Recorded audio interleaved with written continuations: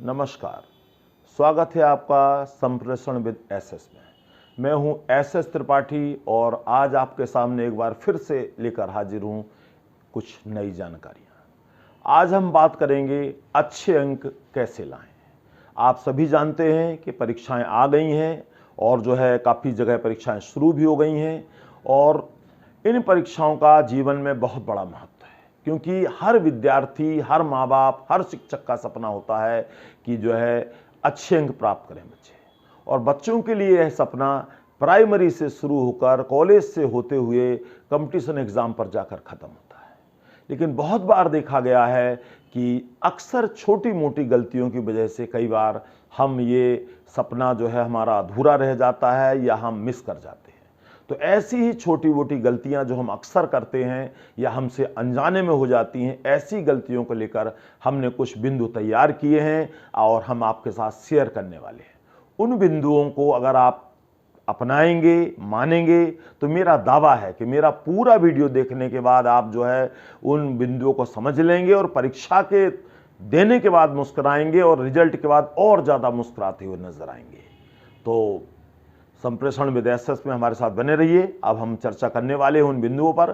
सबसे पहला पॉइंट तो हमारा ये है कि आप अच्छी तैयारी करके पेपर देने जाएं, समय से विद्यालय पहुंचें और वहां जाकर अपनी सीट ग्रहण कर लें। दूसरी चीज है कि आपको जैसे ही आंसर शीट मिलती है, आपको आंसर शीट में सभी एंट्रीज प्रॉपर्ली कर देनी है। रोल नंबर वगैरह जो भी जानकारी मांगी गई है उसे बिना किसी कटिंग किए अच्छी तरह से भर देना है। और इसके बाद जैसे ही हमें क्वेश्चन पेपर मिलता है, तो 15-20 मिनट पढ़ने के लिए मिलते हैं हमें क्वेश्चन पेपर, तो हमें क्वेश्चन पेपर को कम से कम 2 बार अच्छी तरह पढ़ लेना चाहिए। अब कुछ विद्यार्थी या कुछ दर्शक कहेंगे भाई 2 बार क्यों? 2 बार इसलिए कि एक बार पढ़ने में कई बार हमारी बात समझ में नहीं आती है, तो हम उसे दोबारा पढ़ते हैं तो वो बात और अच्छे से समझ में आ जाती है। और चौथा मेरा पॉइंट है कि अगर आपको अच्छे अंक लाना है तो सबसे पहले तो आपको पूरा पेपर करना जरूरी है। आपको सारे क्वेश्चन अटेम्प्ट करने पड़ेंगे। और इसमें एक बात मैं ये कहूंगा कि कुछ बच्चे पेपर देखते ही बड़े उल्लास में आ जाते हैं कि मुझे सब कुछ आता है। तो ऐसा नहीं, आप ओवर कॉन्फिडेंस में मत रहिए। इसका पता जब लगता है जब आप लिखना शुरू करते हैं। देखने से तो हमें हर क्वेश्चन लगता है कि हमें आता है, या कुछ बच्चों को लगता है कि हमें कुछ नहीं आता है।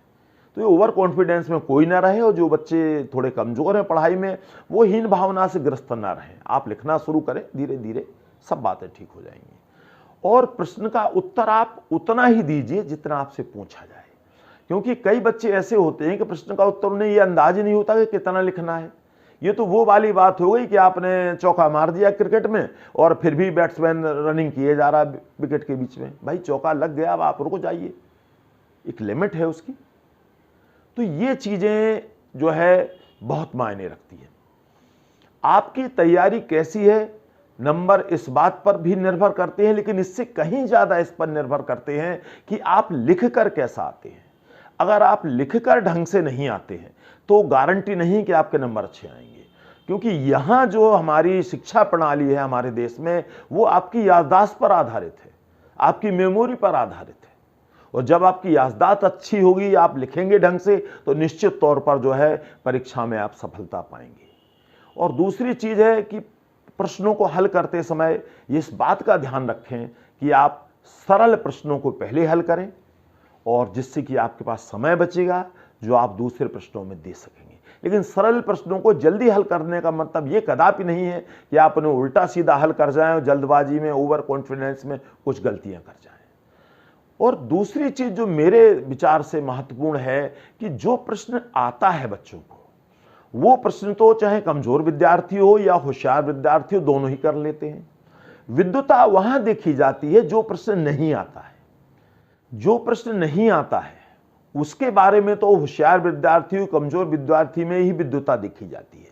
जो होशियार विद्यार्थी है वो उस प्रश्न को मन से बनाकर लिखने का प्रयास करेगा, अपने मस्तिष्क पर जोर डालेगा। और जो कमजोर विद्यार्थी है उसका जो देखा गया है सामान्यतः प्रयास कि या तो वो अगल बगल झांकेगा, इधर उधर झांकेगा, किसी की कॉपी में से कुछ दिख जाए, या वो अड़ोसी पड़ोसी लड़कों की कॉपियां ताकने का प्रयास करेगा। और इसके बाद जब कुछ नहीं बनेगा तो वाशरूम चला जाएगा।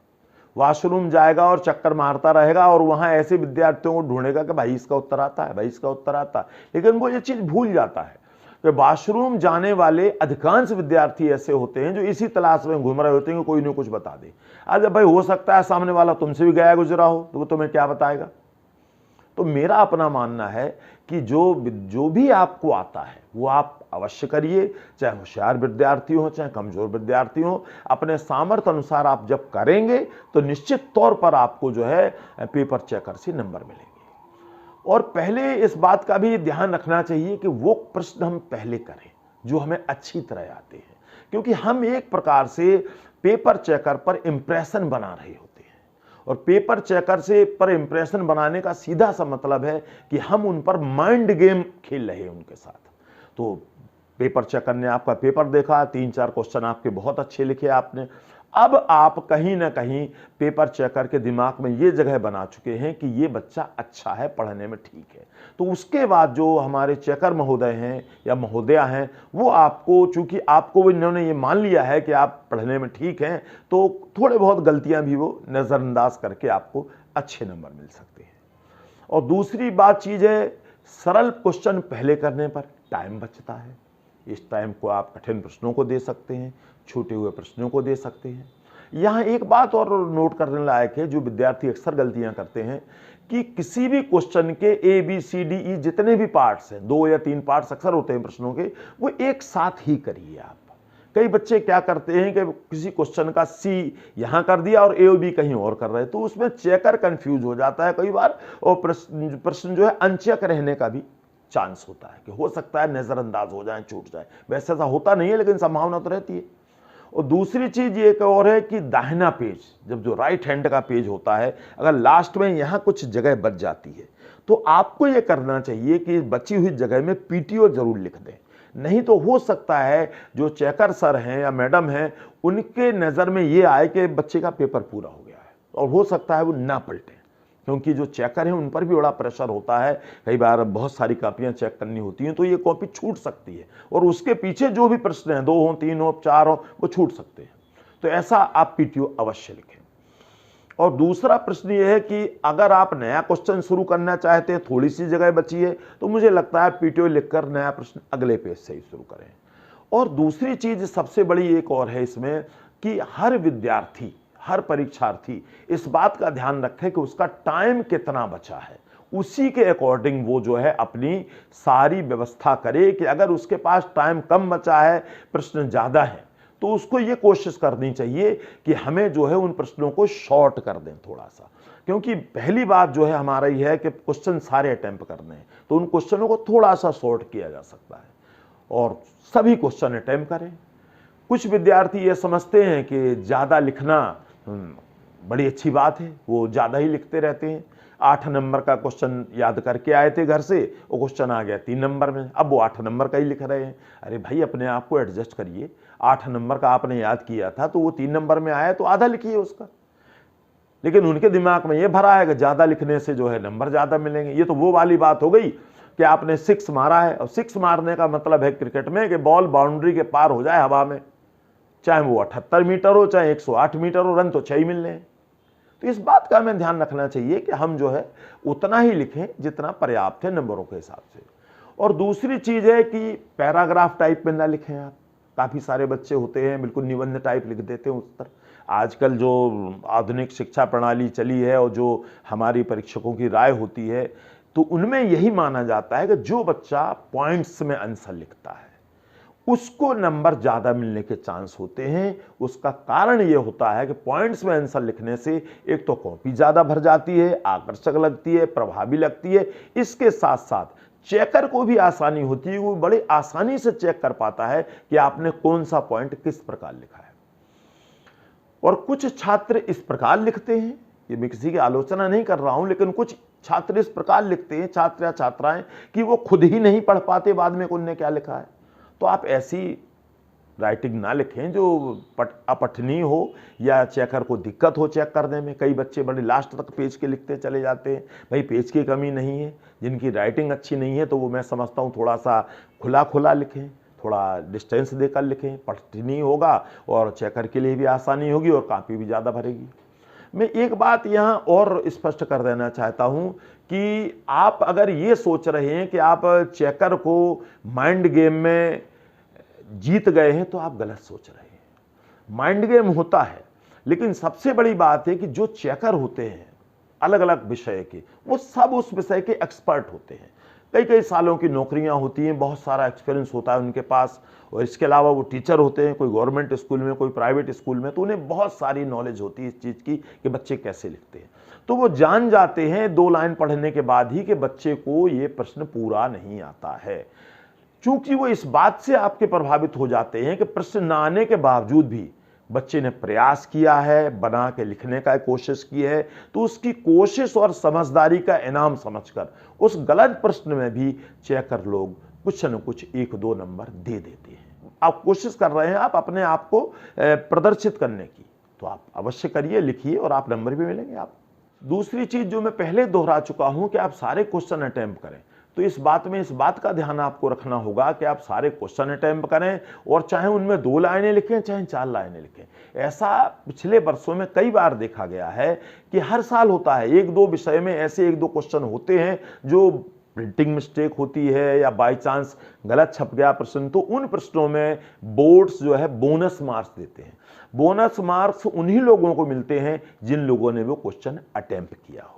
अब आपने वो क्वेश्चन अटेम्प्ट ही नहीं किया तो आपको बोनस मार्क्स भी नहीं मिलेंगे। तो इस बात का ध्यान रखें कि सारे क्वेश्चन करने हैं, ताकि अगर ऐसी कोई स्थिति बनती है तो आप लाभ से वंचित न रह जाएं। तो मिलते हैं एक छोटे से ब्रेक के बाद, बने रहिएगा हमारे साथ।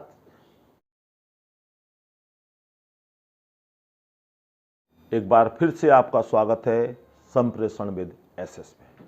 तो आइए आगे बात करते हैं। आगे हम ये बात करेंगे कि जो चॉइस वाले प्रश्न होते हैं उन प्रश्नों में विद्यार्थी खास ध्यान रखें, क्योंकि कई बार ये होता है कि या तो हमें दोनों प्रश्न आते हैं या दोनों नहीं आते हैं। तो ऐसी स्थिति में आप हमेशा इस बात का ध्यान रखें कि वही प्रश्न करें जो आप अच्छे से लिख सकें। और एक अच्छा विद्यार्थी वही है जो प्रश्नों को पढ़ते ही भांप ले कि किस चैप्टर से आया हुआ है। अगर उस चैप्टर से आया हुआ है तो आप उस चैप्टर के बारे में जो भी जानते हैं कम से कम मन से बनाकर लिख सकते हैं और कुछ अंक पा सकते हैं। और इसके अलावा जो है इस बात के लिए भी आप ध्यान रखें कि अगर आप ये सारे तरीके लगाते हैं, अगर आप जो मैंने बताए हैं पॉइंट्स, तो आप एक विषय में 5-7 नंबर आप ज्यादा पा सकते हैं। अब अगर 5 विषयों की बात करते हैं तो समझेंगे आप 35 नंबर, आप कम से कम 30-35 नंबर ज्यादा पा सकते हैं, यानी लगभग 6-7% अपना रिजल्ट बढ़ा सकते हैं। और 6-7% बहुत बड़ा रिजल्ट होता है, और 6-7% आने से एक कमजोर बच्चा एवरेज या अच्छा बन जाता है, और एक अच्छा बच्चा जो होता है वो टॉपर्स की ओर बढ़ने लगता है। और इसके अलावा ये भी देखा गया है कि कुछ बच्चे, चाहे वो साइंस के डायग्राम हो, मैथ के इको के ग्राफ्स हों, या जो है आर्ट्स के मैप्स हों, इंग्लिश के नोटिस हों, उन्हें सजाने में लग जाते हैं। उन्हें सजाएं ना, वो कोई ड्राइंग का पेपर नहीं है, उसे उतना ही समय दें जितना उसके चाहिए, और उनमें ही नंबर मिलेंगे आपको। इसके लिए ज़्यादा सजावट की आवश्यकता नहीं है। और कुछ ये बात का भी ध्यान रखते हैं विद्यार्थी कि भाई जो है वो वाइटनर लगाने लगते हैं और ज़्यादा फूंक कर रहे हैं, वो सब ना करें आप, ना वाइटनर का प्रयोग करें। और दूसरी चीज़ है, अगर कहीं गलती हो गई है तो एक लाइन में काट दें और काट के आप आगे बढ़ें, क्योंकि यहाँ जगह की कमी नहीं है। और दूसरी चीज़ है, जब आप प्रश्नों को समाप्त करते हैं तो 2-3 लाइनें छोड़ें। कोई भाग ABCD समाप्त करते हैं तो 1 लाइन छोड़ें। और इसके बाद भी आप ये ध्यान रखें कि आप जब पूरा पेपर कर चुके होते हैं तो आप ऐसे ढंग से प्लान करें अपना टाइम मैनेजमेंट कि आपके पास 5-10 मिनट बचे रहें, जिससे कि आप एक बार फिर से पूरा पेपर देख सकें शुरू से लास्ट तक।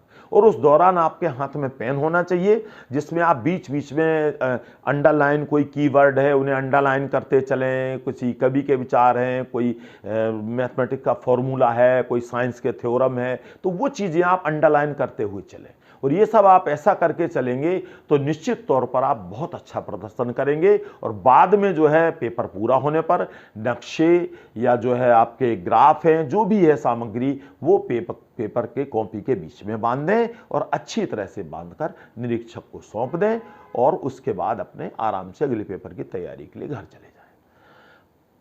आप देख रहे हैं संप्रेषण विद एसएस, और अब मैं आपको बताने वाला हूं कि आपको क्या नहीं करना चाहिए। जो गलतियां प्रायः बच्चे करते हैं वो गलतियां नहीं करना चाहिए। पहली बात तो यह है कि हमें नकल के प्रयोग से बचना चाहिए, हमें नकल वगैरह नहीं ले जानी चाहिए, क्योंकि ये एक तो अनुचित साधन में है, दूसरा नकल ले जाने से आपकी अपनी एकाग्रता भंग होती है, आप किसी चीज पर कंसंट्रेट नहीं कर पाते हैं। नतीजा ये होता है कि आपके कमरे में कोई भी एंट्री होती है और आप घबरा जाते हैं कि चेकर आ गए।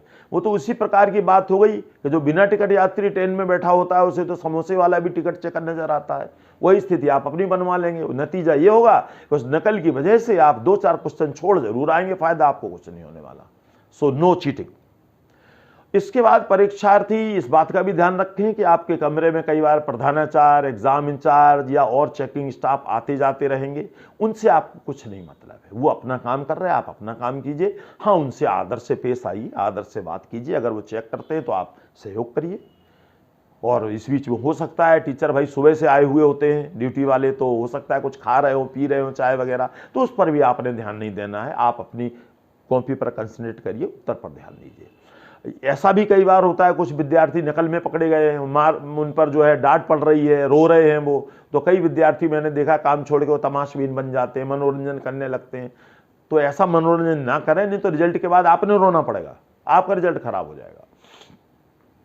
तो इन बातों पे आप ध्यान रखें और बार बार जो है वॉशरूम वगैरह ना जाने की कोशिश करें कोई चीज़ पूछने के लिए। और जो अच्छे विद्यार्थी होते हैं वो वॉशरूम वगैरह फ्री होकर बैठते हैं, ताकि इसमें अपना टाइम ना दें, बर्बाद करें। और क्वेश्चन पेपर आप कुछ भी ना लिखें, फालतू के मैसेज ना लिखें कि हम गरीब हैं, हमारी शादी नहीं हो रही है, हमारे पिताजी बहुत मारते हैं, माताजी जो है काम करती हैं, ये सब इनका कोई फायदा नहीं। फिल्मी, शायरी, गाने, नो, नथिंग, ये बेकार की चीजें हैं, इनसे कुछ नहीं होता, उल्टा आपका मजाक ही बनता है। इसकी बजाय अगर आप कुछ उस विषय से संबंधित लिखें तो शायद जो चेकर हैं वो परीक्षक आप पर कुछ मेहरबानी कर सकते हैं, कम से कम पास होने लायक आपको नंबर मिल सकते हैं। और दूसरी चीज़ है, कुछ बच्चे ये भी करते हैं, उनके माँ बाप को भी मैं निवेदन करना चाहूँगा कि बच्चा पेपर दे के आता है और वो बच्चे से सॉल्व करवाने बैठ जाते, बोले सॉल्व करके दिखाओ कितने नंबर आएंगे। तो बिल्कुल विनम्र निवेदन है माँ बाप से भी और बच्चों से भी सलाह है कि वो ये काम बिल्कुल ना करें, उस पेपर को वहीं समाप्त कर दें और अगले पेपर की तैयारी के लिए जुट जाएं। तो मैं समझता हूं बहुत सारी बातें हो चुकी हैं, तो मैं आप सबको बेस्ट ऑफ लक बोलता हूं परीक्षाओं के लिए।